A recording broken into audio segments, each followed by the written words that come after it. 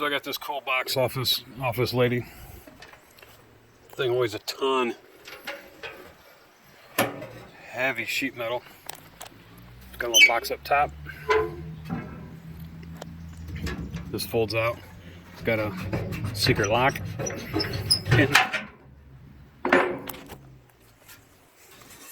This folds down. You can use this like a desktop if you need. Secret compartment down here and down here, and a drawer. So pretty cool. We're gonna clean it up. I'm gonna clean up the outside. Use a burnishing wheel, wire wheel, and give it kind of a retro look. So this is the before.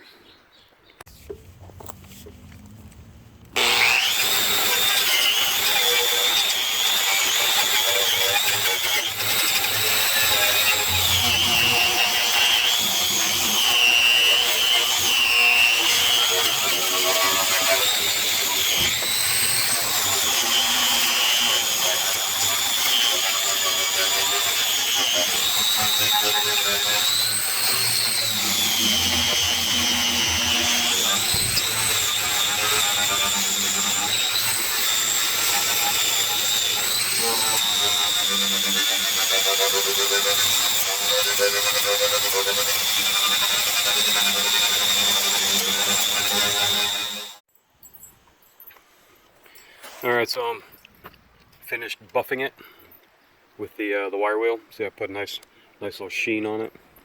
So now I'm going to just distress the toolbox. Use the old sandpaper. I had Scotch-Brite. This here, and then also was going to use these guys here, which I've used lots of times before. The disc wheels with the Scotch-Brite. Couldn't quite get the exact angle I wanted.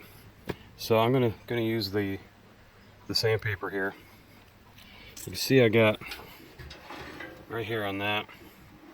Just kind of sanded it and lightly brought it down like it's a worn edge. I did that with 1911 pistol. Did the same effect. Sanded the edges down, scuffed them, give them the worn look with Scotch-Brite. Turned out really nice. So the guy was happy with that.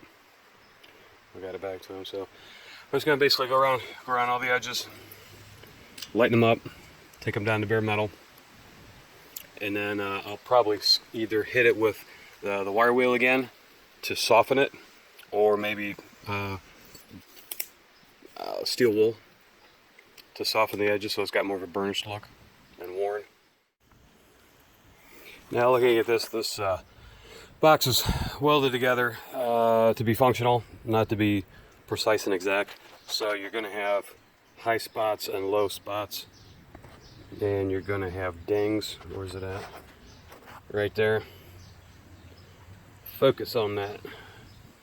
So you see underneath it, the sandpaper's not getting at, so you need to hit that with a file without making marks on the paint. You could probably go up with it too. I like to go down because I get the pressure on it. Smooth that out until it's flush. Come on, focus. There we go. A little more.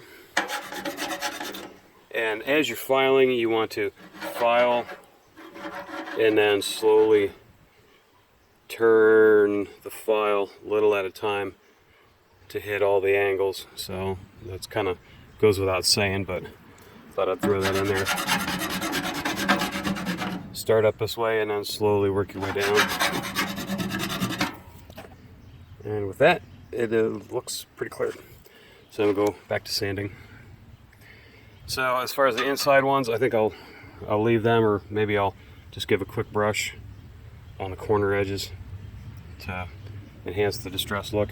So clean that off, the high edges, and then that'll allow you to get rid of these low spots.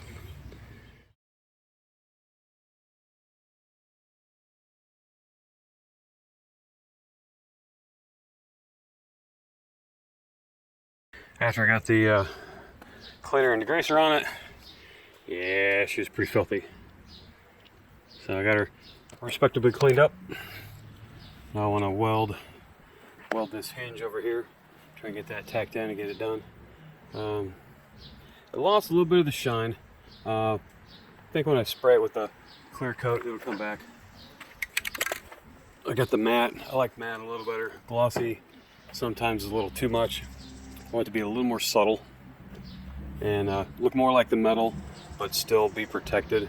I just painted the bottom, and you can barely tell there's anything on it. It's got a little bit of luster, but not much, so it looks more like the actual metal.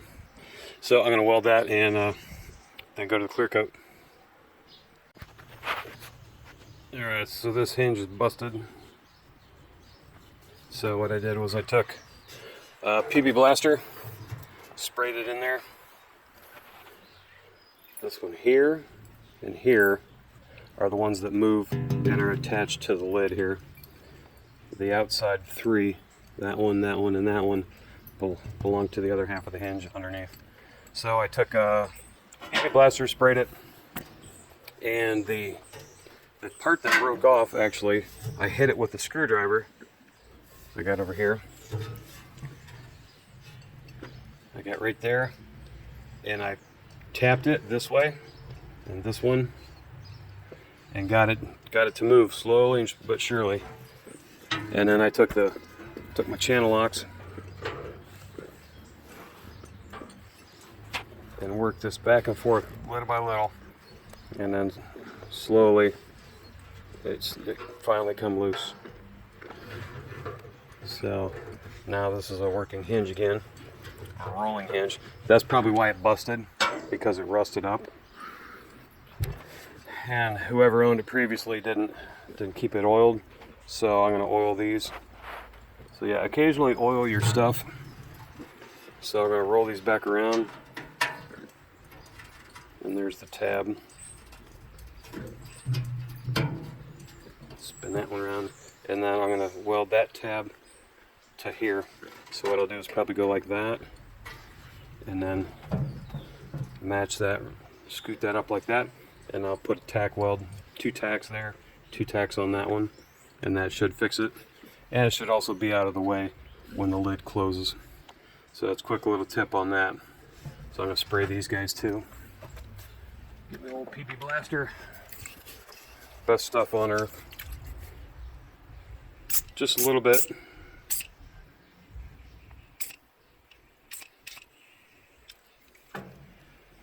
Take your door. Do this with your car doors too, the hinges in your car or truck. Do that a couple times a year. Usually once in the fall and once in the spring.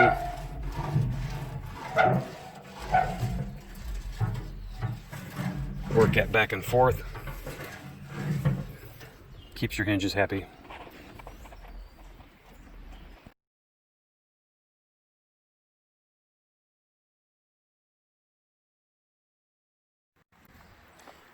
Alright, so I ended up tacking each of them, so at least it looked uniform. Had to do this one 2 or 3 times, and the hinges stick just a little bit. But she's all done, and I put like 3 coats of the clear on it. It's got a little bit of sheen to it. I think it turned out nice. Darkened it up a little bit, which is good. So I believe she's ready to go to a new customer. So thanks for watching, guys. This is how you restore an old metal toolbox.